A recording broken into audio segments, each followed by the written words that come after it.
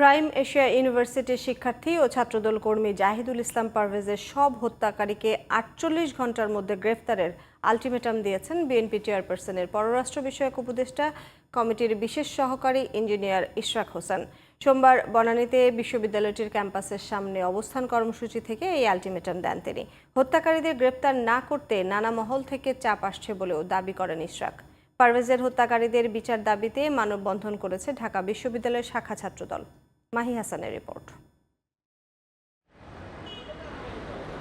ছাত্রদল কর্মী জাহিদুল ইসলাম পারভেজ হত্যাকাণ্ডে জড়িতদের গ্রেফতারের দাবিতে সোমবার দুপুরে রাজধানীর বনানীতে প্রাইম এশিয়া ইউনিভার্সিটি ক্যাম্পাসের সামনে বিক্ষোভ করে বেসরকারি বিশ্ববিদ্যালয়ের ছাত্রদল। এতে প্রধান অতিথির বক্তব্যে বিএনপি নেতা ইশরাক হোসেন বলেন, ছাত্রদলের বিরুদ্ধে আক্রোশের কারণে পারভেজকে হত্যা করা হয়েছে।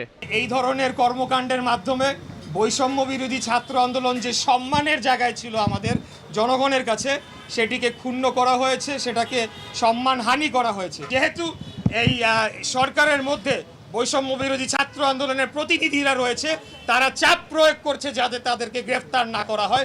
এই ধরনের কর্মকাণ্ড বাংলাদেশের জনগণ মেনে নেবে না। পারভেজ হত্যাকাণ্ডে বৈষম্য বিরোধী আন্দোলনের বনানী শাখার 2 কর্মী জড়িত বলে অভিযোগ করেন ছাত্রদল নেতারা।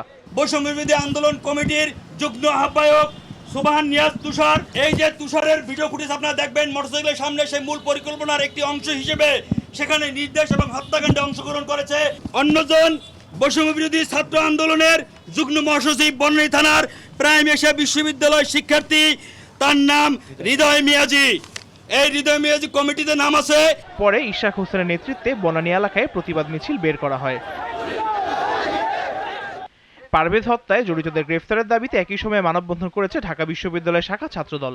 রাজু ভাস্কর্যের পাদদেশে অনুষ্ঠিত মানববন্ধন থেকে বিশ্ববিদ্যালয়ের শাখা ছাত্রদলের সভাপতি গণেশ চন্দ্র রায় সাহস বলেন, বৈষম্য বিরোধী ব্যানারকে কলুষিত করা হচ্ছে। তারা বৈষম্য বিরোধী ছাত্র আন্দোলনের সেই ব্যানারকে এখন ধারণ করে না, তারা বৈষম্যমুখী ছাত্র আন্দোলন, তারা বৈষম্যের পক্ষে এখন আন্দোলন সংগ্রাম করছে।